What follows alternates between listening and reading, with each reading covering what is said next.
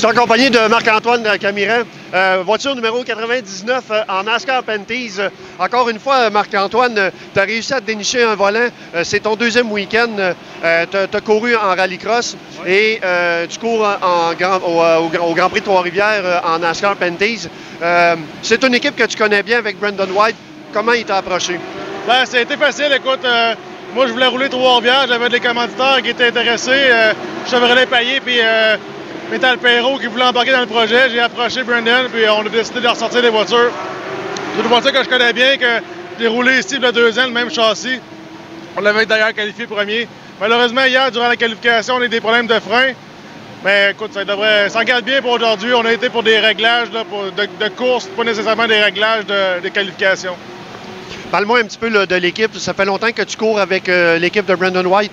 Oui, ça fait depuis le début. Là, quand j'ai gagné en Sportsman, ça fait déjà 4 ans, j'avais gagné la course Sportsman, puis ça accédait, le vainqueur accédait à une ride payée avec le Grand Prix de Trois-Rivières, puis c'est avec eux autres que ça a parti, puis je reste avec eux autres depuis le temps.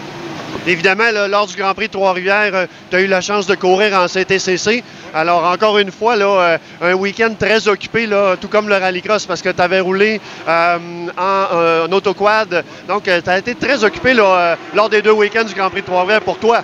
Oui, exactement. C'est 2 week-ends, mes premières courses de la saison, donc on en profite au maximum. Vendredi, on a eu une belle 3e place en CTCC. Malheureusement, hier, il y a eu un accrochage pour la deuxième course. On était 2e. Mais ça fait partie de la game. Aujourd'hui, on se concentre sur le NASCAR. On va espérer que ça aille bien. Et parle-moi également là, que tu as eu là, un 20e podium qui égalise, selon Jerry Rochon, le Doc Hébert. Penses-tu de le battre? On a des chances. Je pense que si on a de la chance, parce qu'en NASCAR, on sait tout que c'est pas juste d'être rapide, mais ça prend un peu de chance. Je pense que oui. Écoute, c'est de faire une course intelligente, d'y aller progressivement. Essayer de remonter le peloton un petit peu, puis être là à la fin, c'est là que dans les 10 derniers tours, il faut avoir une bonne voiture pour se battre avec les meneurs. Évidemment, là, tu es sur une piste que tu connais bien ici à Trois-Rivières. Tu as un public qui est derrière toi. J'imagine que ça fait quelque chose aussi. Là. Ah, ça c'est sûr. Trois-Rivières reste Trois-Rivières. Les gens sont exceptionnels. Je cours devant les parents puis à nuit. Puis il y a toujours plein de spectateurs. C'est toujours super intéressant. Écoute, bonne chance pour la course et puis la saison. Merci beaucoup.